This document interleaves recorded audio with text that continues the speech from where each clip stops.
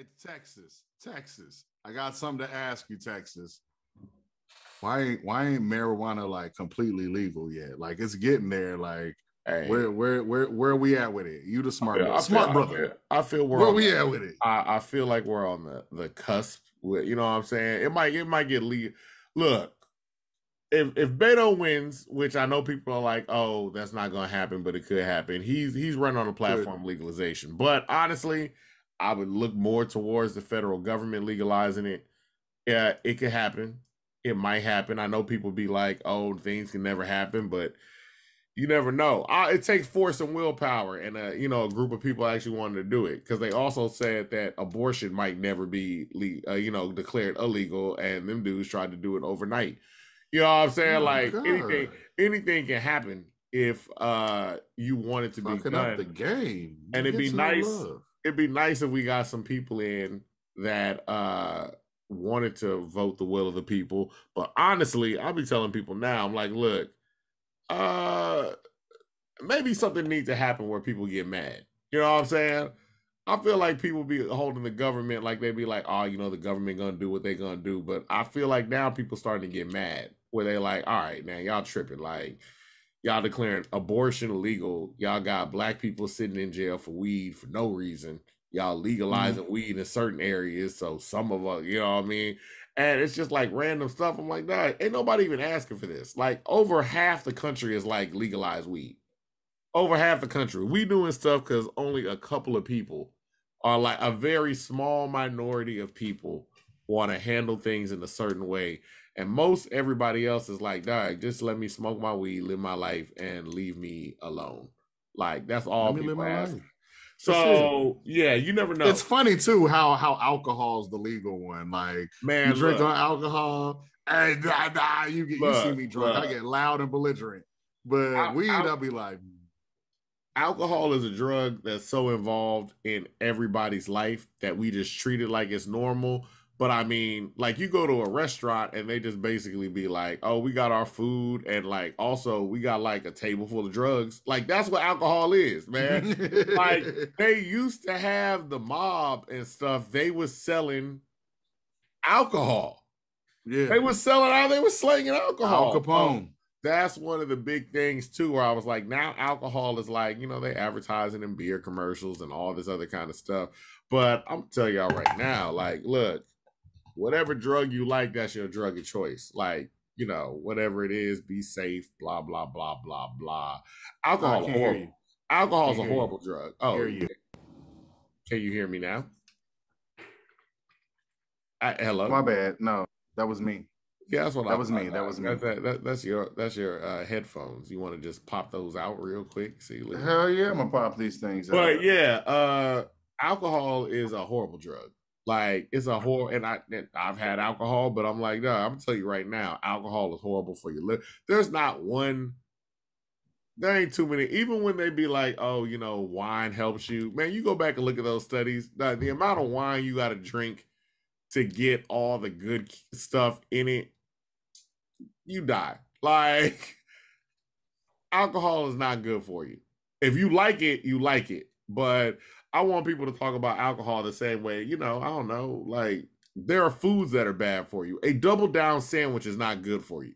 No. But if you like go enjoy it, I guess. You know what I'm saying? So it is what it is.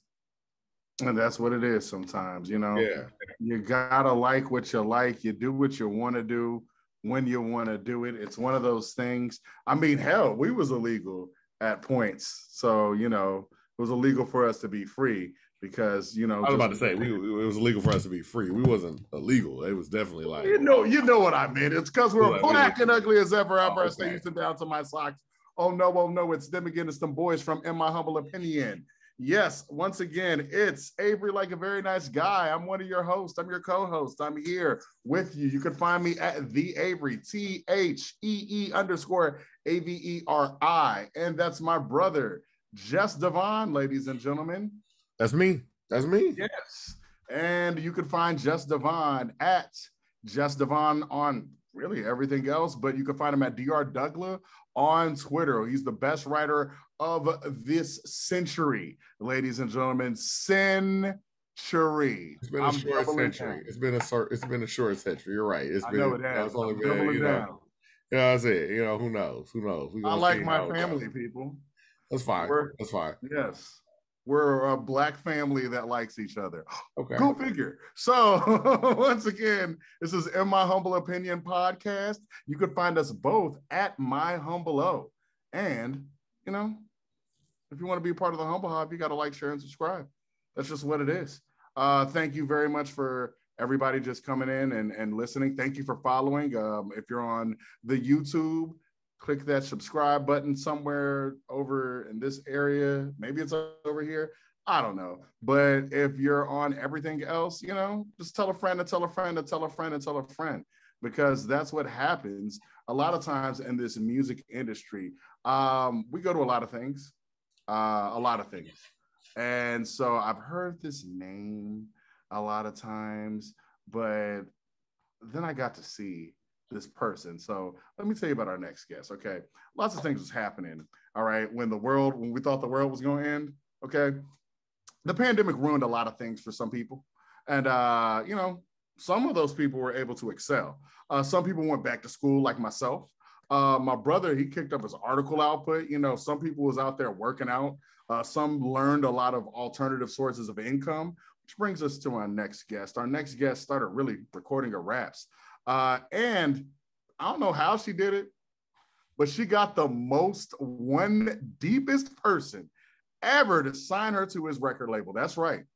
The Southside Superhero Zero signed her. Now, with songs like I Ain't Lying and Fresh Out of Domino streaming right now, we have the first lady of One Deep Entertainment, Lolita Monreaux, ladies and gentlemen. What's going on? Hey, y'all. What's up, everybody? Thanks for the lovely introduction. You were awesome, though. That's what I'm saying. You were awesome. We're going to get to it. Man, I think that's when he says the one deep, the most one deepest, your label boss, your guy here is known for not associating really with anybody. Like really with anybody. Like he writes songs, he writes albums, he dedicates a whole lot of stuff to I don't want to be bothered with anybody. So how did y'all meet? And what was it that he was like, all right, I can hang with one person. Oh man, so I've been knowing Zero a long time, like probably closer to 15 years now. And we were always cool. He's always a real solid individual. So we from the same hood. So, it's a whole lot of Mo City shit be happening. So, the pandemic happened and I just happened to be, around Ro. And I was like, hey man, cut the studio on. And he was like, what? And I was like, cut the studio on. And he was like, hey, that's not even how you say that, but okay. So, man, he cut the studio on. And I started rapping, and that's how it happened. Like, wait a minute. So you know Zero for 15 years. At this point, throughout this 15 years, this man does not know that you rap? No. So let me tell y'all, that was so funny. So after I rapped the song that I rapped, he was like, so you mean you could do this shit the whole time?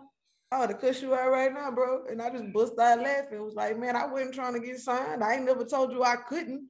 I just never told you I could either. But I mean, I didn't know I could, so I couldn't tell you something I ain't know. So I guess that, go ahead, eh? What was it in you that said, you know what, I need to all right, there's a lot that goes into rap. There's breath control and listening to you rap. Obviously, you're a Zero fan. You can just about match that type of breath control. And that's something that is very hard to do. What, you can't tell me that I'm gonna just do it one day. I tell y'all this, right hand to God as I'm speaking to y'all right now. If y'all come to my show on the 7th, Saturday the 7th, will be my 1-year anniversary for rapping. Oh, wow. Now, let me go back and tell you this. I've always, my whole life, I love music. So there's videos of me at like 2 or 3 years old, rapping, talking about Trinity, Guardian, so like rapping Street Military as a little kid. Wow. So, I mean, I grew up listening to music. I was an avid fan of music. And I don't just mean like, hey, I listen to rap. Like I listen to country. I listen to some of everything, like R&B, rock. I'm with the vibes. So as a fan of music, like I have a lot of influences because I love music. So I was rapping the Mo City Done freestyle at 14 because shit, it was jamming and I'm from Mo City, so you had to know that or you wasn't from the hood. What you mean? Like that's a hood staple. So you practicing and you rapping this all the time. Like I can do the Mo City Done freestyle for y'all right now off the top of my head. Like, well, you from Houston, everybody can do that. Everybody can. It's like a rite of passage. Like you have to be able to do it. But if you really listen to Zero, like my favorite Zero song is a freestyle that he did that most people ain't never even heard. So if you get on YouTube and put in Zero, what happened to that dude? Oh, that's yours. Freestyle. And that's my favorite road freestyle ever. Like he know it. I be telling him, hey, man, like you should perform that. Like I know he never will, but yeah, like I'm a real like Ro fan. So I mean, I jammed Ro. I was jamming Kevin Gates. Like I listen to hard rap. Like I'm a Wayne fan. So when you start talking to me about music, most of the rap artists that I like are guys. And so I think that kind of is the reason that I rap the way that I do. Like I love Jeezy. Like I like music. First 2 albums, classic. So I get it. Facts. Yeah. I mean, real talk. You couldn't walk around in here, and everywhere you went, you heard this trap or die, nigga. Like that makes sense. What it was. So, you know what I'm saying? Like I grew up with a lot of Houston influence as well, though. So as a kid, I woke up in the morning getting dressed to Big Hog, to Big Mo, to Screw, to Pat, to Pimp, to Kiki, to Pokey, to like, I get up in the morning and I'm with the you know what I'm saying? So because it's like that, I think that it come out in my music. Oh, but definitely comes out because I just want to tell the listeners. All right, so seen her 2 times in life. All right, well, really 3, but introduced myself the 2nd time.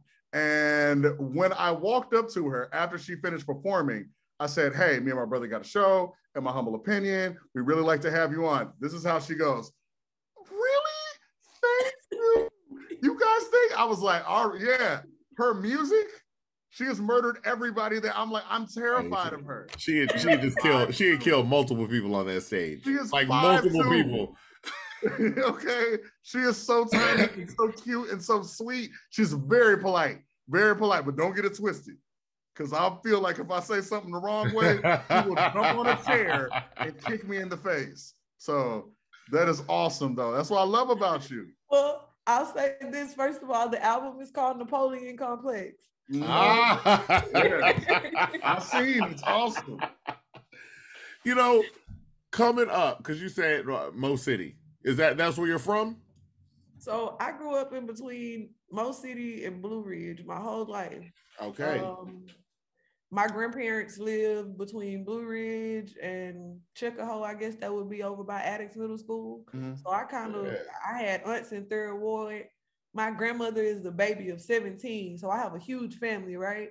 So I'm a South Side baby, but the earth is my turf. Like I had people everywhere. So, I was in a mix of all kind of places. So I know people from everywhere. That's perfect. When you're coming up as a kid, so was 0 when you're younger? Like, was it like, oh, okay, I'm like, I hear 0, like I hear the Mo City Don freestyle and I'm young, or was it like, oh, we're coming up together? That's just 0. No. So Ro is more than 10 years my senior. So he was already like a legend to us by the time we came up and were old enough to know like who he was. it was always like super respect. So when we met and we became acquaintances and got cool or whatever, like it's always been that same respect. Like I've never seen him, unless somebody has provoked or done him something, he's always been super nice to me. So I mean, shit, it was just like I said, nobody knew that I could rap. I mean, I didn't know I could rap. So I just happened to try it one day. Like wait. So here's the thing. Were you trying to rap right then when you were with him? Or are you like, oh, I'm kind of dabbling in it? Like, what made you start during the pandemic? Like, what was it about this year that you're like, hey, man, let me go and try it out? Really, Ro and Slim got a song that y'all ain't heard yet, right? But they needed some vocals on it. And they called me like, hey, man, you'll do this right quick. Like, I need a chick on here. So I pulled up and did this little hook or whatever for them. And that was that. I didn't think nothing of it. Before I did this, I was a teacher. So I had a 9 to 5 every day. I also, I mean, I have multiple degrees and almost a third. So I'm very intelligent. I just found out that I could do something that I didn't know I could do. So literally, it's just that. Wait, first off, what grade were you teaching? 6th, 7th, and 8th grade. So hey, if y'all are watching this and y'all like, oh man, that's my old teacher. It is. Gang gang. All them kids taller than you. That's crazy. First of all, they were, and they could go. So so crazily, I've had multiple careers. So let's see. My first degree is in criminal justice. Shout out to Prairie View A&M University, greatest university. I see it. I see it. But I got my master's from Texas Southern, so I must give them that credit as well. The real school. I got you. TSU. So I'm also a proud Tiger. I'm with it. Okay. But because of that, I'm quite educated. So my first job, I worked in the prisons. Okay. So if y'all watching this and you like, hey, that was my old CO, you are also correct. Gang, yeah. I thought you looked familiar. No. Like I had several jobs, right? So like my desire started out just I wanted to help people.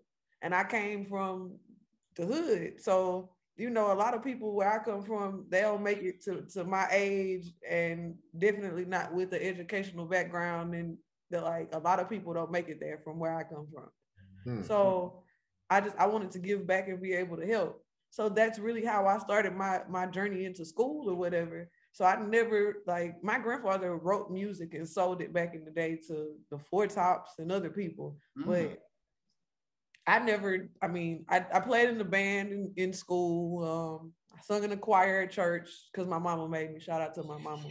So, brother. I think if you're Black, you got to sing in the choir. We both sing in the choir. Okay, you got to get that solo one time. Your mama make you, but you got to be in the choir, and you got to be an usher. If you Black, I ain't have to be no usher. I was in the drill team. Oh, okay. Okay. So, my mama made sure she played it. Like my mama was still. So honestly, like when I started rapping, we grew up in the hood. And so as a Black girl in the ghetto, I have some experiences that some people may or may not share. But the music that's currently being sold for Black women right now is very sexually oriented. And it don't necessarily tell both sides. It just tells that side. And I mean, that granted, people are living like that. So, I mean, don't get me wrong. It's no disrespect to those people because I'm jamming all of that music too. Like I'm really from the city. So I'm jamming with Meg and Ken and the new lady artists that are out right now. I'm jamming Bloodbath. Mona Leo. I'm definitely on Mona Leo. I love Mona Leo. Like she from Mo City too, so I'm definitely tapped in. But we all rap different, in my opinion, because I don't rap about the same things that those ladies talk about. Sure don't. So I want to give the ladies that grew up like I grew up the opportunity to cut their music on and be like, shit, this something I can ride to. Okay. Okay. I didn't feel like I had, as a girl, like I told you, I felt like I'm riding around and I'm jamming. If I put my phone on right now, you're gonna hear Roe, you're gonna hear Kevin Gates, you're gonna hear some Sauce Walker, because that's my partner. Like you're gonna hear some Doughboy Sauce because I'm creeping on you. Like Love you're Doughboy. gonna hear all the city of you. Like I'm jamming. So I wanted to give the women something else to ride to, that they ain't got to cut the music down when their kids in the car. Ah, okay. Okay. But I also wanted to reach the fellas because I don't think too many men riding around listening to body yaddy yaddy. And if they are, I don't think they're gonna tell you. I gotta they might roll their windows up. There's some, you know what I'm saying? There's some songs I roll my windows up on. Yeah, if I'm at a stoplight, you might be in your car riding, listening to it up in the stuck though, because Cardi ate on that. Now she got some parts like you like, I can't say that part. Yeah. But if it's up there and it's stuck, you know what I'm saying? So I wanted to give the men a reason to listen to a chick and not cut their radio down. When you listen to my music, you like, oh shit, I can relate to exactly what she's talking about. That's real. I thank you for that, because I like Monta Leo, and I'll be listening to We Not Humping, and you know what I'm saying? I'll be singing. I don't care. I'm comfortable with my sex. We not humping. That's all, bitch. My black yeah. I'm comfortable with my sexuality. All right. It's all right. We can all jam. Shout out to the hood, man. She from Mo City too. I'm telling y'all, I'm plugged in with the music. I love it. I'm listening to Sonny the Rapper. Like I'm in the I'm in the car jamming. I'm telling you, I can't get enough. I'm listening to Kinder Man because she post shots in and she feeling like a baddie. Like I'm jamming. So I wanted to also be able to speak for the women that have been through something, because as well as I tell y'all I'm educated, like I told you, I'm from the hood. So I stripped for a few years, but I didn't want that to be the only side of the story that people got. My goodness. So there's a song on the album that'll share with y'all like my experience in that work. But I lived like that for probably 4 or 5 years. Like, because you're a very beautiful girl and you're very polite. I had no idea you've done a myriad of things. That's awesome. Yeah, like I really like I live. So when many jobs have you had? Man, I was like Kevin Gates. I had 10 jobs and I ain't get tired, Jimmy. I needed the bag, so I was doing whatever I needed to do to collect my coin. Yes. Now, what made you at the end? You link up with Ro, and it's like Ro finally see, oh, you can rap. Okay, here's one more thing that I just found out you could do 5 minutes ago. All right. So was it instantaneous? Like it's like, all right, I need to sign you. We need to go ahead and move forward. You need to pick a job, all that stuff. Let's go ahead and move on. I did a song, and then he gave me a beat and was like, yo, write to this right quick. And like while I was staring in his face, so I wrote to it, and I did my verse, and he put a verse on it. And after that, we was in there. We was working, like it was that. Yeah. So I mean, I was blessed. Like I tell every time somebody asks me that, I tell them, man, that was from somebody else's mouth to God's ears, because I didn't even know. I had no idea. Now, what is it like too? I mean, you can see the evolution of a lot of stuff that happens in Houston and Missouri City, but it's like there are a lot of big artists that now on the coming behind Zero, it's like Travis Scott exists. You know what I'm saying? Because of a lot of work that Zero put in. But you're also seeing there are a lot of women that are rapping in Houston and like really holding their own. Like a lot. What is it like now to see a lot of these doors open and be a part of that? Coming from Mo City, being a woman, being out here rapping. There's a whole lot of women that are rapping. There's a whole lot of people now coming out of Mo City in the A-Leaf area and things like that are rapping. And it's like, shout out to, you said A-Leaf, so I gotta, man, hey, people working. Like Houston working. I gotta say, it's a whole lot of Monroe shit. I just did a feature with Imani Monroe. Shout out to her. Yes. Man, I got a song with Big J, man. Shout out to my sis, man. Like I'm plugged in. I be working. I went and supported Sunny yesterday. I pull up and I try to put myself in places where everybody be, because like I told y'all from the start, like I love music. So if the music is jamming, I'm jamming it. Like I don't got no hate in my heart. So I think I come from that perspective too. I know a lot of people that's been in the game for a while, you know, they be like, man, how you feel when people do this? Or, you know, have you experienced this negative? I don't take nothing negative. If somebody didn't do a song with me or they was too busy to turn in a verse, like, hey man, I respect it, I appreciate it. I'll catch you on the next go round. Like, I don't move like that. So because I carry such a positive vibe, like I haven't been anywhere and received no major hate from nobody but a couple unimportant people. You know, but you're seeing a lot more of that too in the city. And maybe that comes from, we hear the stories of the people coming from Rose generation and before having these internal beefs with just random people and things like that. And when you look back at it, sometimes they look back and be like, man, we was beefing over nothing. Like, and sometimes they was beefing over something serious. Whereas now you have a lot more artists like when you talk to Sunny, she's like you. She big up everybody. When you talk to DJ EXO, he's bigging up everybody. You know what I'm saying? When you talk to DJ Chose, it's literally like, man, I don't care. Like, hey man, I ain't gonna lie. Shout out to Chose, man. That's my boy. We went to BB together. Hey, I ain't gonna lie, y'all. I got something coming during the summer. Me and Chose gave me a beat. Hey, man. Shout out to Chose. That's all I'm gonna say. So where do y'all think this positivity coming from the new generation? Where is that coming from? Are y'all learning from the mistakes that maybe people have made in the past? Or y'all just like, hey man, we just not. You know what? I think that a lot of people in my generation, we pay attention to what's going on around us, right? And so I think that, in my opinion, Atlanta is one of the biggest music hubs for rap artists and R&B artists, right? So when you look at how Atlanta people are getting on, they all sitting in the studio together. You got 6 producers working on one goddamn beat. You got 7 artists on what, you got a Young Thug featuring. They all come in and jump on each other's shit. You didn't see that a lot here. And so when you hear the people in Zero, like Zero and them just put out a song, he like, hey, I'm from Houston, where they rather jam out of town or shit instead. Like, they feeling slighted.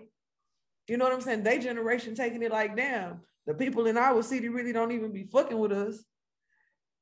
And so, you know, it just looked different for every generation of people, I think. Yeah. So for us, I met some of the artists that you just mentioned, you know, when I was doing New Music Mondays and showcases with Big Cuz and shit like that. Like, that's why I met those people.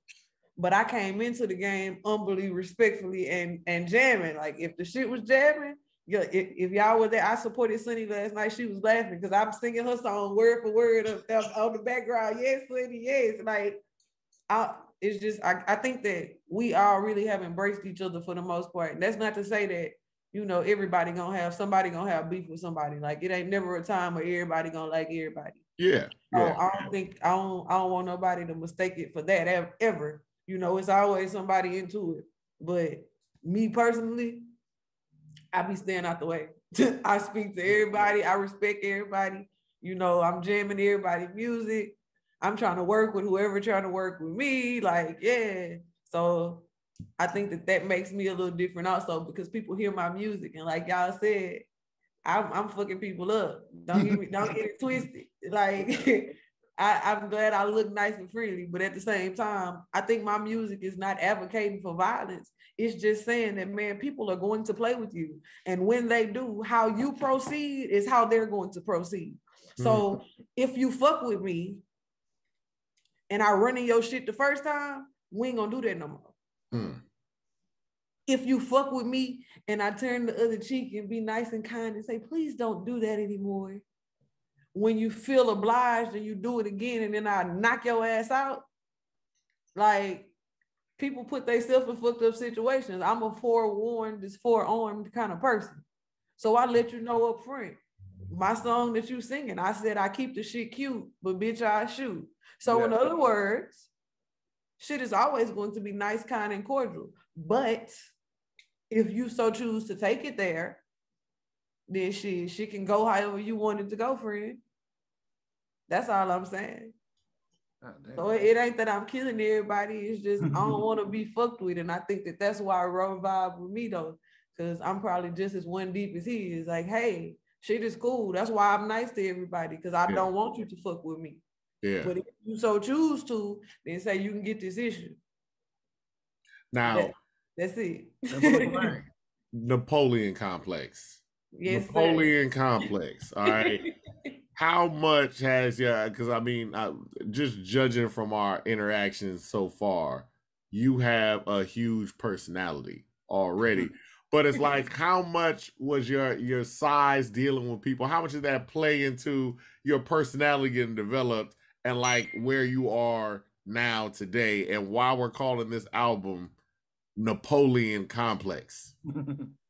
So, I think I'm so used to people seeing me, and the first thing is, oh, she's so cute, she's so small, she's so adorable. I'm like, yeah, bitch, so is Dynamite, so be careful. But I mean, I'm just saying, people used to play because, she's small. So Sauce Walka is a close friend of mine. We went to high school together. Like, that's my partner.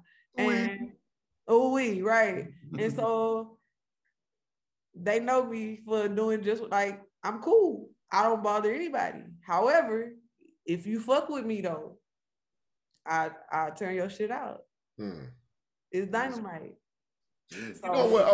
Okay. So Zero, but we talk about people like Sauce Walka, like DJ Chose. These are people that you already knew or come up with. What is it when you're like calling them up, like, oh yeah, by the way, so I signed with Zero. Also, I know I already know you, but it turns out I can't rap.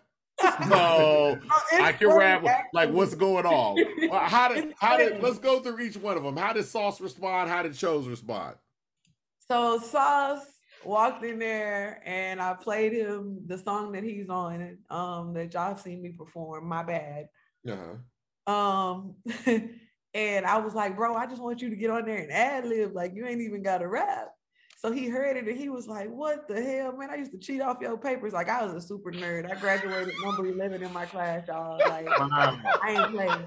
So what high school? He was tweaking high school, right? So what high school you went to though? So I went to Hightower first, and then I ended up graduating from Worthing.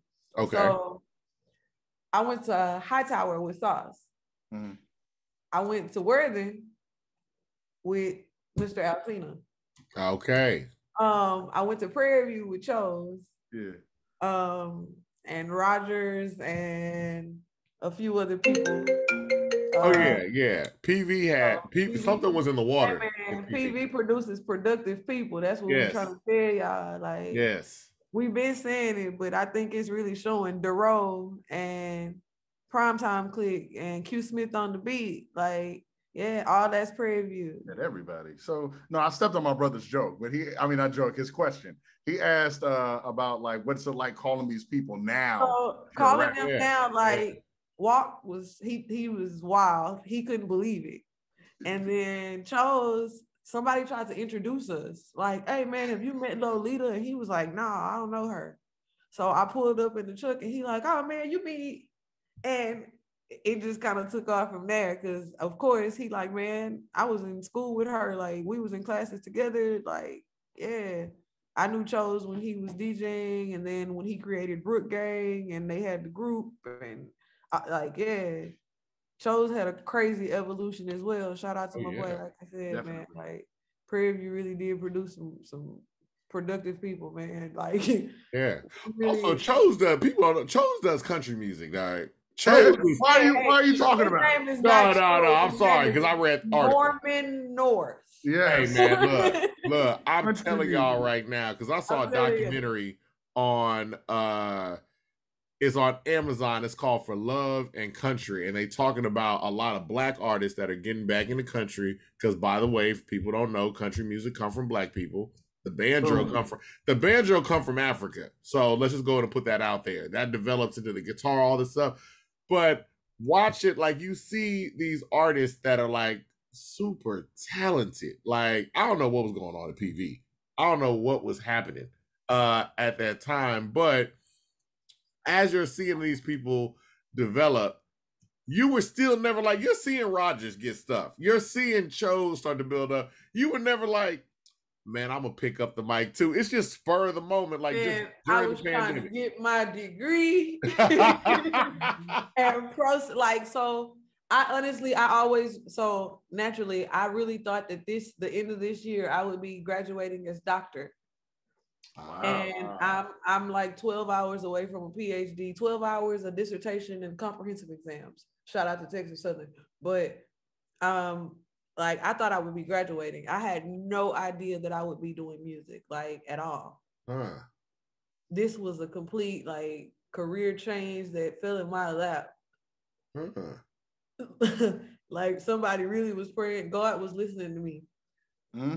Definitely. That's all I can say because I didn't know. So when I started doing it, that's why when you guys approached me, I was like, oh man, like everybody's like, oh, you're so sweet. I still am kind of just like, okay, like that's what it looked like. You're like, yeah. oh me? I'm like, Lilo, you're you. Yeah, like Lilo. I had to wait to get to you. There was like, yes. There was a lot of people. There was a lot of people. And you know what? I never even realized that. Like y'all the first people to point it out, but I be trying to get off the stage and find Happy Boots and find Miles, and I'm trying to fit, hey, how did I do? What did it look like? Like, let me see the footage. Like, I'm worried about how I did. So I never even realized that people are trying to talk to me. That's crazy. It was awesome. I was gonna say you have people that are in your corner that are seasoned in this. So what are some of the things they tell you? Like you can literally go to Zero and be like, hey, like what'd you think about this? Or how was my performance here? Or things like that. What are some of the things they kind of tell you early on? Was there ever a point where you're like, like I wasn't expecting this level of critique from y'all? Like what do they say? Several times. So Zero is a completely different animal. Like if y'all think he's one deep in the streets, in the studio, he's a whole different kind of animal. So like literally he'll be like, like while you rapping, hey, stop right there. Do that again. Like right in the middle, like you can't even finish. Like, that wasn't it. So you have to be able to accept that constructive criticism and take it and fix it. Because believe it or not, Zero will engineer for me sometimes, right? Really? And I engineer for him sometimes. Like I push the buttons every now and then. I don't know how to do all of the actual clipping and all that goodness. Okay. But I know how to start your track and let you record and stop your track. So the song that me and Big J got, I engineered her verse too. Like I was pushing the buttons trying to get it right. So he'll stop you. And if you do the same thing and he tell you, nah, that ain't it, and you keep doing it like that, he'll leave. So now you got to engineer for yourself. Wasting his time. So he'll just walk out. He'll be like, never mind. You're not listening. Yeah. You know what I'm saying? You're not listening. Like, and he'll like just walk out. Yeah. That's funny though. Like, but if you in the middle of recording, that's really like, it's disrespectful as hell to me. But like, hey man, I don't know what I'm not doing, man. I said to do this, and you doing that, and that ain't this. So either do this or I might. So you don't have no whole lot of times to play. But I mean, recording with those guys is always dope. Like the first time I was in the studio watching Keke record, like for me, it was crazy because it was kind of the same feeling of when Zero did his verse for me the first time. Like these are people that I grew up listening to, and now like they doing a song with me, like with little old me. So it's still wild to me. Like I'm still like I got my next project is gonna be I think I'm gonna do a deluxe edition. I got some songs that need to come with this project with Napoleon Complex. But then I'm working on an EP with Cuz, right? And that EP with Cuz got some crazy beats on it, like from some songs that y'all used to jam when we was coming up, right? But then, you're gonna get me still being me. So we're gonna track the summer. We're gonna take the summer because we're gonna make the girlies dance, but they gonna have some hard verses when they dancing. Like ain't gonna be none of that my goodies, my vagina, my I ain't that ain't for me. But it's gonna slap though. Okay. And we see a lot more artists too. I mean, look, like you said, you named Jade, and Jade has this quick fire flow that's just, I mean, Jade also small. I don't know what it is. Big Jade in this when bitch. she stepped on stage though, we saw Jade at the first Texas Smoke Break. Yeah, the first. And she was one of the openers, and she killed it. Like, there was no getting around. Like, she stepped on stage with a full production and everything. And it's like, there were definitely people in the audience that had no clue who she was when she started. But they was definitely like, oh, yeah, I got to go find out. I got to go find out who that was.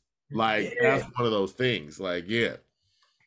You love to see it. Like, Napoleon Complex. So dope, man. Like, working with Jade, it's always a vibe. Like, me and Jade actually cool. Like, so it'd be dope to work with those people because they really, everybody that I've worked with so far has really embraced me. So like me and Jade text, like I pull up at her video shoots. If I do something and she's here, she gonna pull up. Like I did a rolling class, rolling with Big Lolita at the beginning of April. Jade pulled up, like we support each other. So it don't be like I haven't felt any of that negative hate culture vibe like that people that other artists discuss. I haven't gotten that yet, except for like I said, a couple of people, and the hatred that they got in their heart or whatever it is, it wasn't aimed for me. Yeah. So I didn't take it personal. I mean, you gotta let people be who they are. I'm sorry, a rolling class? Yeah. Tell us about yeah, we know. First of all, you were rolling while you were so tell us about a rolling class. What are you getting into? You are a woman of many hats.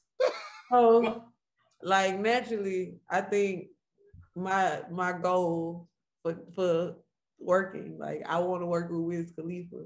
So hey man, hey Wiz, if you ever see this, man, like check me out, Lolita Monreaux. Like I want to work with Wiz Khalifa, right?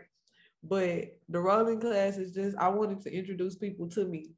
And I have a bunch of layers. And one of the layers to me is that it's very rare that you're not gonna see me somewhere smoking. But I'm always chilling. That's just my vibe. So I taught a rolling class. A lot of people smoke blunts, right? But blunts aren't really safe. Like they're not healthy. So I taught her how to roll papers class. So I did a giveaway and I gave away papers, filters, and then I taught them how to roll during the class. Everybody learned like rolling with Big Lolita. You learned how to roll. And that's real clever because you shout out Wiz Khalifa. He did that. I know you saw he did that on YouTube because that's how I learned how to roll joints. So I was like, okay, that's how you learn. Yeah, that's how you learn. Okay. I learned how to roll joints. I learned how to my blunts. That's all me, baby. Yeah. Corey Terry can tell y'all I'm the best blunt roller ever. See, my thing was when I first started smoking, I couldn't roll. So I would have to buy blunts from my people, like, hey, roll it for me, right? And that became kind of iffy because do you know what they rolling? Exactly. Or if they keeping some of your smoke? Like, so I was like, yeah, I might want to learn how to roll, right? So somebody taught me how to roll, and then I perfected it to a point. Like I roll 2, 3, and 4 barrel blunts.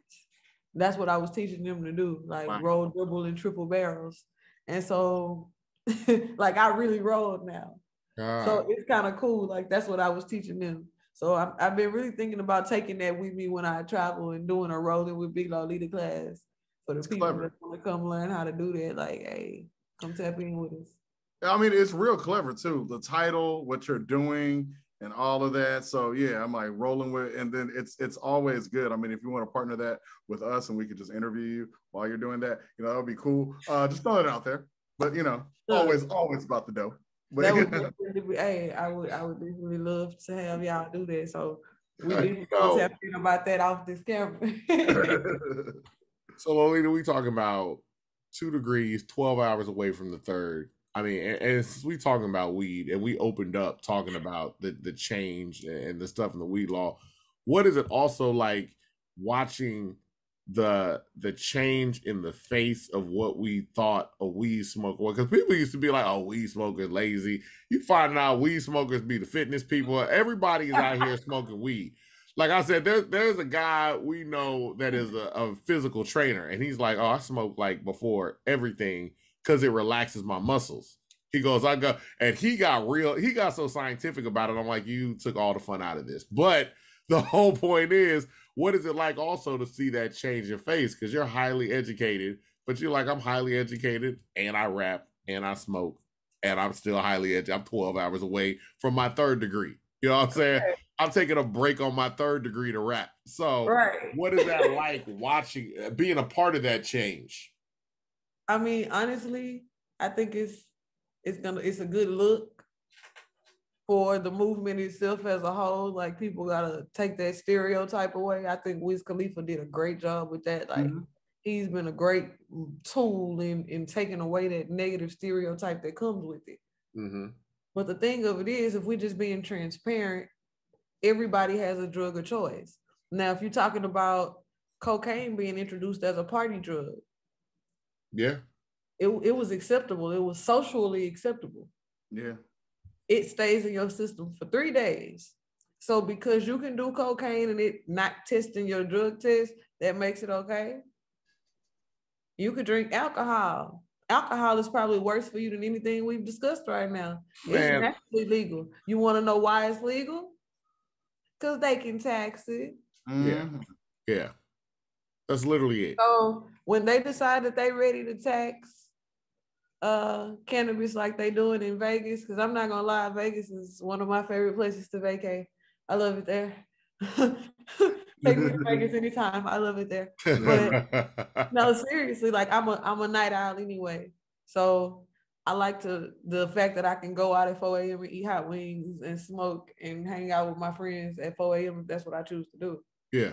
But I mean, the thing of it is, like, I think that the new face of what being high looks like smoking weed looks like, is going to take away a lot of that negative stereotype. And the fact that, I mean, honestly, the reason it's being legalized in the first place, like I said, they figured out that they could tax it.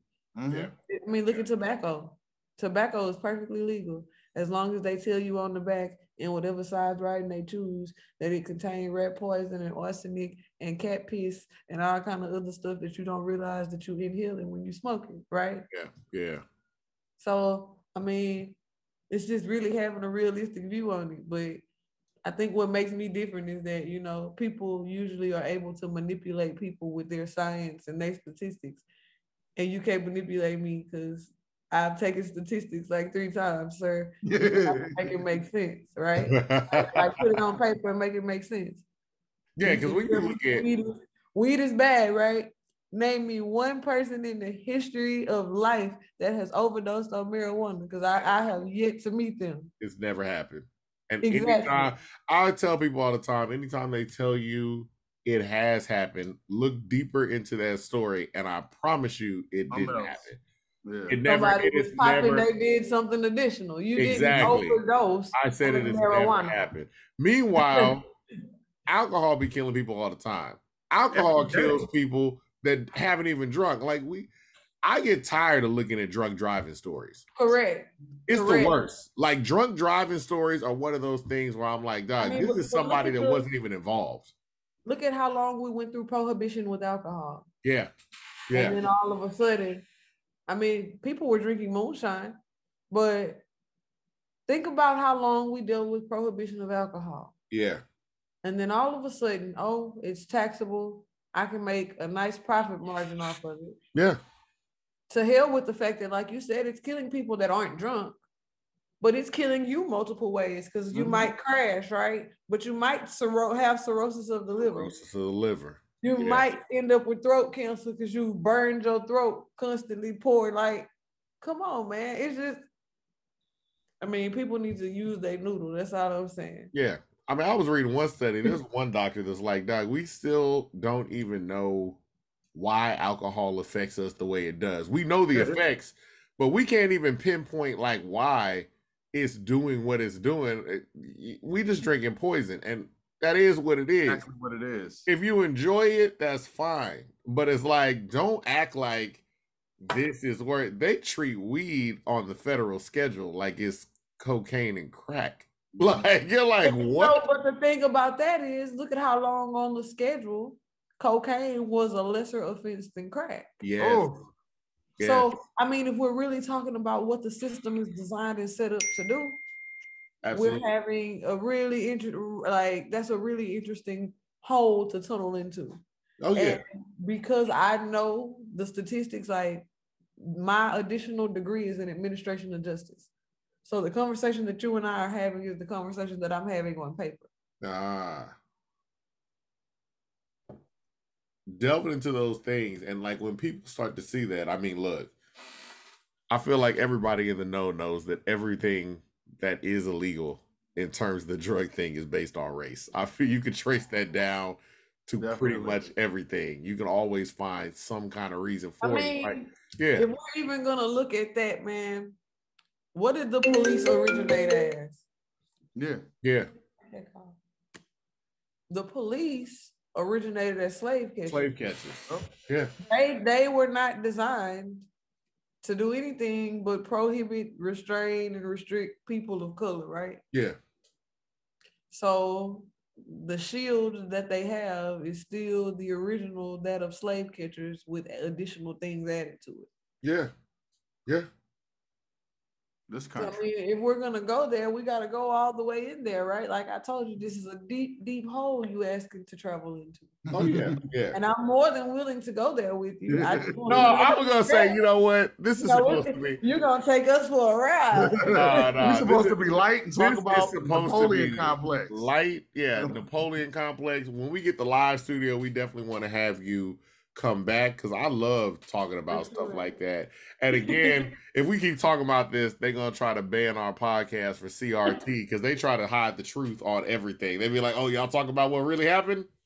I don't like it.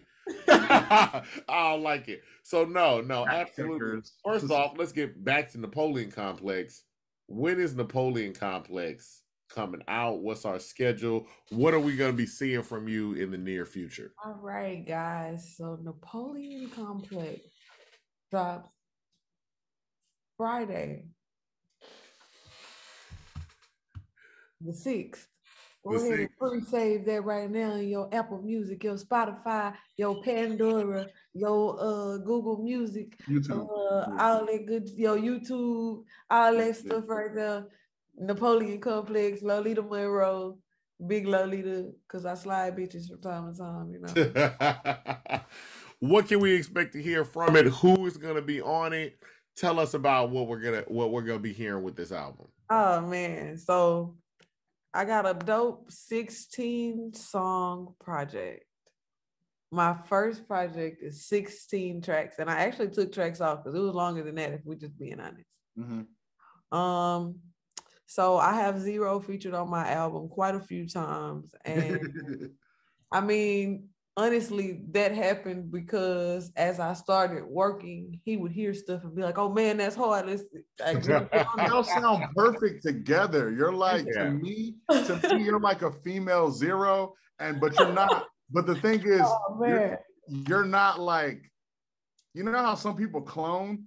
Like I said, I can tell you're influenced by Zero, but that's the thing. You don't sound exactly like Zero. So I can understand why he would want to work with you. Y'all need to do an album together. I know y'all have already talked about that, but you know, just whatever. I feel like he's talking about it because the thing is, that's positive right there where somebody's listening to your album like, oh, I got to get on that one. And that's really I what gotta get on that one. Yeah. So, I gotta get on that one too. It was literally that for me. Then I also have like some of the legends. So I got Killa Kyleon. Yeah. I got Sauce Walka, Propain, Lil Keke, and Paul Wall. Ooh, great. Yeah, like I have everybody from the list except for Slim. But Slim gonna be on that deluxe edition. Don't sleep. Like it's coming. Okay. I know it's coming. Yeah. So we are coming out the gate swinging on this first project. Like, I mean, honestly, what would you?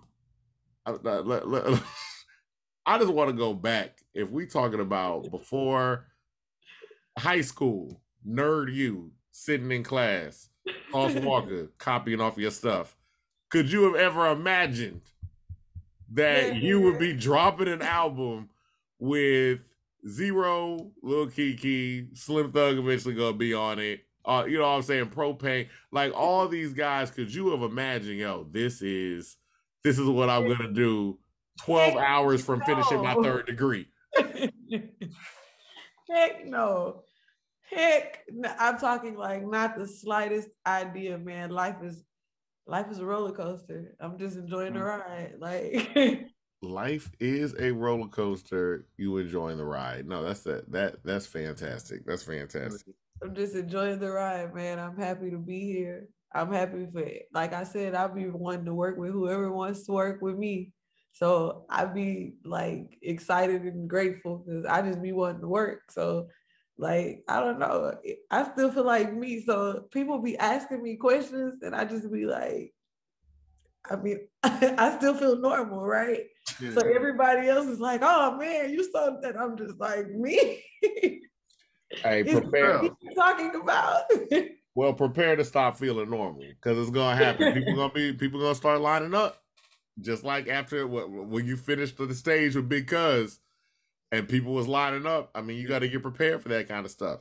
Man, that's different because where I have to adjust, honestly, because where I come from, with people looking at you too long, you know what I'm saying? Hey, what's the deal? Like, what you all? That's real. You know, people be walking up and like, we were in the mall the other day, I went shopping and the girl who came out of the back was like, hey man, you Lolita. I watched you on, and I'm like, me? She's like, yeah, and I'm like, damn. I don't be expecting people to know me and recognize like. That's always scary though, because you just be doing your stuff. Because I mean, with us in our podcast, you just be doing stuff regular, and somebody will be like, "So when you say it, you'd be like, nigga, I don't know you." So I know right, like danger. Wait a minute. Yeah. We went to one thing, and this is what I'm talking about. First of all, I tell people all the time, we don't have a large podcast. It's very small. Very, very early on, we was at a bar, and a guy came up and started talking to us. And then, like, in the conversation, I think we realized that he knew us, and it was and when I tell you the podcast was so small, like, we still it never dawned on us that he might know us from that. So I'm literally like, dog, first time we got recognized. Why does this man, like, why does he know stuff about us, dog? I'm like, dog, this is weird. It was a month in. Like, oh. I think Zero, so like I told y'all, Saturday will be my 1 year. Like, that's when Zero introduced me to the world last year, right? So I did my first show at the exact same place that I'll be. So Saturday we'll be at the Scout Bar in Webster, Texas. Know, right out by Baybrook Mall area.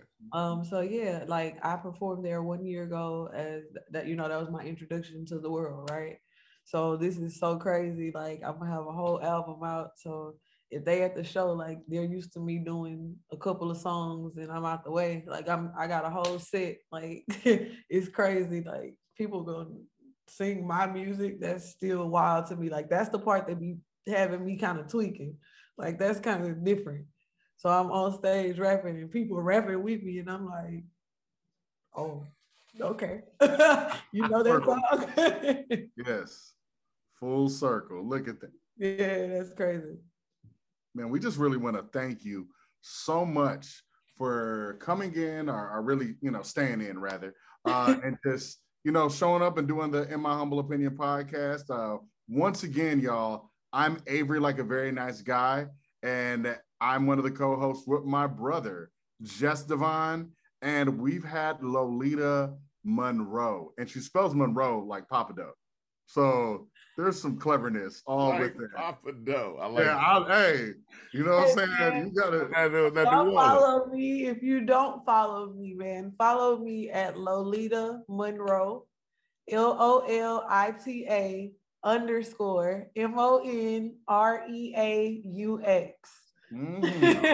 Awesome. That French Louisiana. That Louisiana. So You know, it's just another good episode of In My Humble Opinion podcast, the best podcast in Houston. Humbly or actually, wait, no, I don't want to do that. I It's just have to say that. First of Not all, that's obviously Johnny Houston's the best podcast. podcast. Man, he stopped himself. I was like, Johnny Houston. Johnny Houston. That's the best podcast. That's my favorite podcast. So I love us, but you got to give credit where credit's due. Yeah. Friend of the show too. Humbly yours. H-Town. It's too sweet. H-Town is too sweet.